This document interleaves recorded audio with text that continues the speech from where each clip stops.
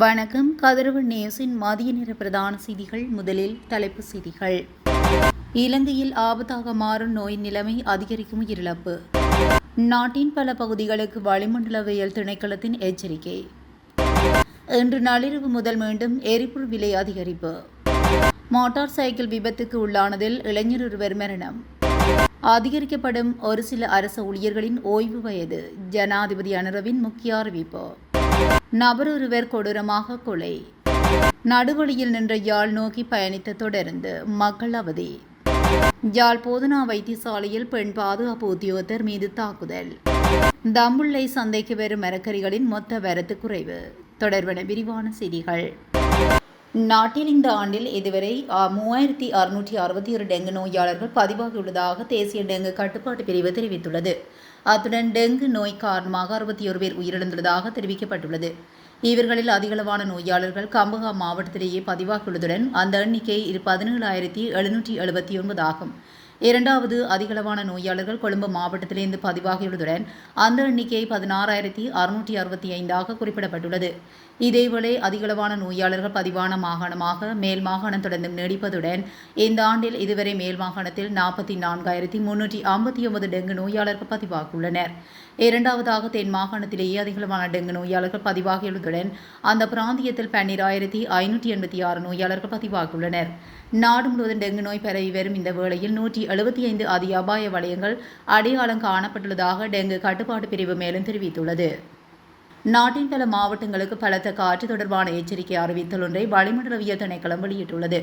அதன்படி வடக்கு, வடமத்திய, வடமேல் மற்றும் மத்திய மாகாணங்களிலும், இரத்தினபுரி, மொனராகலை, அம்பாந்தோட்டை மற்றும் திருகோணமலை மாவட்டங்களிலும் பலத்த காற்று வீசும் என அறிவிக்கப்பட்டுள்ளது. இதன்படி நாட்டின் மீது நிலவும் தீவிர தென்மேற்கு பருவ பேச்சு காலநிலை காரணமாக குறித்த பகுதிகளில் அவ்வப்போது மணித்தியாலத்துக்கு 40-50 கிலோமீட்டர் வேகத்தில் பலத்த காற்று வீசக்கூடும் என வளிமண்டலவியல் திணைக்களம் தெரிவித்துள்ளது. மாதாந்த எரிபொருள் விலை திருத்தத்துக்கு அமைவாக இன்று நள்ளிரவு முதல் எரிபொருள் விலையில் திருத்தம் மேற்கொள்ளப்படலாம் என எதிர்பார்க்கப்படுகிறது.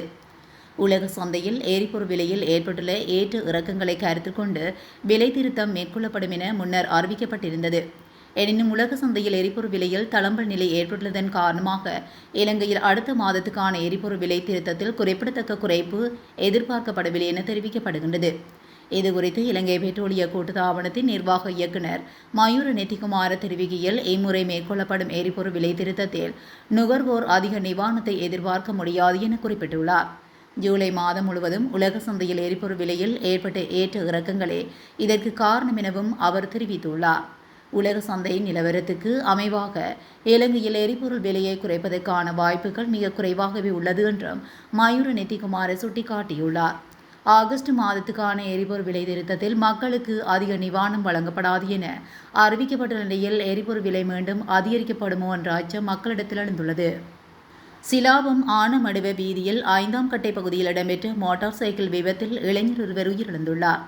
நேற்று இடம்பெற்ற இந்த சம்பவம் குறித்து மேலும் தெரிய வருவதாவது, சிலாபம் ஆனமடுவை வீதியில் பயணித்த மோட்டார் சைக்கிள் திடீரென கட்டுப்பாடு இழந்து வீதியை விட்டு விலகி அருகில் இருந்த வடிகானுக்குள் தூக்கி வீசப்பட்டுள்ளது. விபத்தில் பலத்த காயமடைந்த மோட்டார் சைக்கிளில் பயணித்த இளைஞரை சம்பவ இடத்தில் நின்றவர்கள் உடனடியாக மீட்டு சிலாபம் பொது வைத்தியசாலையில் அனுமதித்துள்ளனர். எனினும் அங்கு தீவிர சிகிச்சை அளிக்கப்பட்ட போதிலும் சிகிச்சை பலனின்றி அந்த இளைஞர் உயிரிழந்தார் என்று சிலாபம் போலீசார் தெரிவித்தனர். இந்த சம்பவத்தில் உயிரிழந்தவர் பள்ளம பொத்துக்குளத்தை சேர்ந்த 24 வயதுடைய மொக்கொட்டி பத்ரண்ண கோலகே கயான் பஸ்வகுமார் என அடையாளம் காணப்பட்டுள்ளார். அரசு சேவையில் அனுபவம், நிபுணத்துவம் கொண்ட வல்லுநர்களை தக்க வைத்துக் கொள்வதற்காக தேர்ந்தெடுக்கப்பட்ட சில துறைகளில் ஓய்வூதிய வயதை உயர்த்துவது குறித்து கவனம் செலுத்தப்பட்டுள்ளதாக ஜனாதிபதி அன்ருகுமார் திசாநாயக்க தெரிவித்துள்ளார். காலி மாவட்ட செயலகத்தில் நேற்றைய தினம் இடம்பெற்ற மாவட்ட விசேட ஒருங்கிணைப்பு குழு கூட்டத்தின் போதே அவர் மேற்கண்டவாறு குறிப்பிட்டுள்ளார். திரைசேரிக்கு கிடைக்கும் ஒவ்வொரு ரூபாவும் நாட்டின் அபிவிருத்தி மற்றும் முன்னேற்றத்துக்காக பயன்படுத்தப்படுவதே நமது எதிர்பார்ப்பு.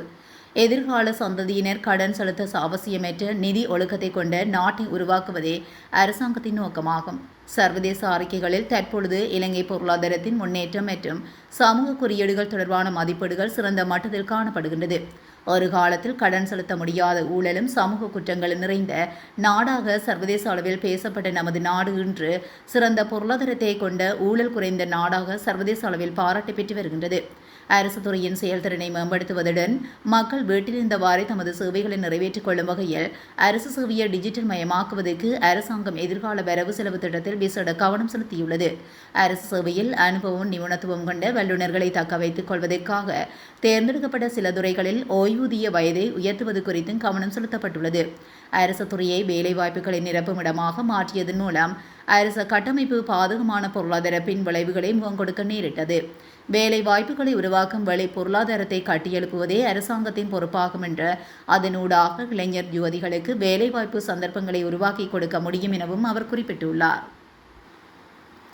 கம்பளி போலீஸ் பிரிவுக்குட்பட்ட கீரப்பனை பிரதேசத்தில் உள்ள வீடு ஒன்றுக்குள் நபர் ஒருவர் கொலை செய்யப்பட்டுள்ளார். கூறிய ஆயுதத்தினால் தாக்கப்பட்ட நபர் ஒருவரே இவ்வாறு படுகொலை செய்யப்பட்டுள்ளார். நேற்றிரவு இந்த சம்பவம் இடம்பெற்றுள்ளதாக போலீசார் குறிப்பிட்டுள்ளனர். தாக்குதலுக்கு இலக்காக உயிரிழந்தவர் கம்பளை கீரப்பனை பிரதேசத்தை சேர்ந்த 52 வயதுடையவர் என தெரிய வந்துள்ளது. காயமடைந்த நபர் ஒருவர் கீழே விழுந்து கிடப்பதாக கம்பளை போலீஸ் நிலையத்துக்கு கிடைத்த தகவலின்படி உடனடியாக செயல்பட்ட போலீசார் காயமடைந்தவரை கம்பளை வைத்தியசாலையில் அனுமதித்த போதிலும் ஏற்கனவே உயிரிழந்து விட்டதாக மருத்துவர்கள் தெரிவித்துள்ளனர். இந்த நபருக்கு அவரது சகோதரியின் மகனுக்கும் இடையே ஏற்பட்ட தகராறு முற்றியதன் காரணமாக சகோதரியின் மகனால் கத்தியால் தாக்கி இந்த கொலை செய்யப்பட்டுள்ளதாக விசாரணைகளில் தெரிய வந்துள்ளது. 43 வயதுடைய சந்தேகநபர் கைது செய்யப்பட்டுள்ள நிலையில் கம்பளை போலீசார் மேலதிக விசாரணைகளை மேற்கொண்டு வருகின்றனர். கொழும்பில் இருந்து காங்கேசன்துறை நோக்கி பயணித்த விரைவு தொடருந்து தொழில்நுட்ப கோளாறு காரணமாக நிறுத்தப்பட்டதாக தொடருந்து திணைக்களம் அறிவித்துள்ளது. இன்று பௌர்ணமி தினம் என்பதனால் குறித்த தொடருந்தின் அனைத்து இருக்கைகளும் முன்பதிவு செய்யப்பட்டிருந்ததாக தெரிவிக்கப்படுகிறது.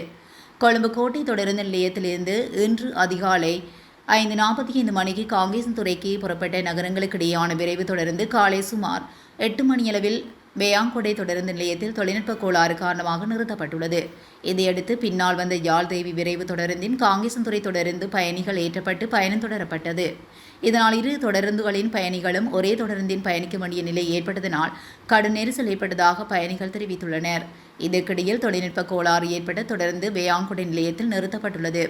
இந்நிலையில் வேயாங்குடை மற்றும் அதனை அடுத்த நிலையங்களில் இருந்து காங்கேசன்துறைக்கு செல்லும் பயணிகளின் வசதிக்காக காலை 10:30 மணிக்கு வேயாங்குடையிலிருந்து மாற்று தொடருந்து சேவை இயக்கப்பட்டதாக தொடருந்து திணைக்களம் அறிவித்துள்ளது. யாழ்ப்பாணம் போதனா வைத்தியசாலைக்குள் கடமையில் இருந்த பெண் பாதுகாப்பு உத்தியோகத்தரை தாக்கி அதனை காணொலி பதிவு செய்த சம்பவம் தொடர்பில் யாழ்ப்பாணம் காவல் நிலையத்தில் முறைப்பாடு செய்யப்பட்டுள்ளது. இதுகுறித்து மேலும் தெரிய வருகையில் யாழ் போதனா வைத்தியசாலையில் நேற்றைய தினம் மாலை நோய்வாய்ப்பட்ட யுவதியொருவர் குடும்பத்தினரால் அழைத்து வரப்பட்டு அவசர சிகிச்சை பிரிவில் சிகிச்சைக்காக அனுமதிக்கப்பட்டுள்ளார். நோய்வாய்ப்பட்ட யுவதியுடன் யுவதியின் தாய் உள்ளிட்ட 2 பெண்களும் மேலும் 5 ஆண்களும் வைத்தியசாலைக்கு வந்திருந்த நிலையில் அவர்களும் அவசர சிகிச்சை பிரிவின் வாயில் பகுதியில் குழுமியிருந்தனர். அதன்போது அங்கு கடமையில் இருந்த பெண் பாதுகாப்பு உத்தியோகத்தர் யுவதியின் தாயாரை தவிர ஏனையோரை அங்கிருந்து செல்லுமாறு பயணித்துள்ளார். இந்நிலையில் அங்கிருந்தவர்கள் யுவதியுடன் முரண்பட்டு அதனை தமது தொலைபேசியில் காணொலியாக பதிவு செய்துள்ளனர். இதற்கு பெண் பாதுகாப்பு உத்தியோகத்தர் எதிர்ப்பு தெரிவித்த போது பாதுகாப்பு உத்தியோகத்தரை ஒருவர் பின்பக்கமாக இறுக்கி பிடிக்க மற்றும் ஒருவர் அவரை தாக்கிவிட்டு அவர்கள் அங்கிருந்து தப்பி சென்றுள்ளதாக தெரிவிக்கப்படுகிறது. தம்புள்ளை சந்தைக்கு தினசரி வரும் மரக்கறிகளின் மொத்த வரத்து சுமார் 2 லட்சம் கிலோகிராமால் குறைந்துள்ளதாக அங்குள்ள பிரத்யேக பொருளாதார மண்டலத்தின் வர்த்தக சங்க தலைவர் தெரிவித்துள்ளார். கடுமையான வறட்சி மற்றும் போதுமான உரம் கிடைக்காதனால் இவ்வாறான நிலைமை என அவர் சுட்டிக்காட்டியுள்ளார். தினசரி 6 லட்சம் கிலோகிராமுக்கும் அதிகமாக இருந்த மரக்கறி நேற்று சுமார் 4 லட்சம் கிலோகிராமாக குறைந்துள்ளதாக கூறியுள்ளார். இதனால் சில மரக்கறிகளின் மொத்த விற்பனை விலைகளில் மாற்றம் ஏற்பட்டுள்ளது. இதன்படி கறிமிளகாயின் 1 கிலோகிராமுக்கான அதிகபட்ச மொத்த விலை 500 ரூபாய் முதல் 550 ரூபாய் வரை பதிவாகியுள்ளதாக தெரிவிக்கப்பட்டுள்ளது. தம்புள்ளை சந்தையில் நேற்றைய மொத்த விற்பனை விலைகளின்படி கேரட் 1 கிலோ 230 தொடக்கம் 250 ரூபாய் வரையும், கத்திரிக்காய் 350 ரூபாய்க்கும், முருங்கங்காய் 150 தொடக்கம் 200 ரூபாய்க்கும், மூசடிக்காய் 115 ரூபாய்க்கும், வெண்டைக்காய் 60 தொடக்கம் 70 ரூபாய்க்கும், லேக்ஸ் 200 ரூபாய்க்கும் மற்றும் பேக்கங்காய் 170 ரூபாவுக்கும் விற்பனையாகியுள்ளமை குறிப்பிடத்தக்கது. இத்துடன் கதிரவன் நியூஸின் மதிய நேர பிரதான செய்திகள் நிறைவடைகின்றன. தொடர்ந்தும் செய்திகளோடு இணைந்திருக்க கதிரவன் நியூஸுடன் இணைந்திருங்கள். நன்றி, வணக்கம்.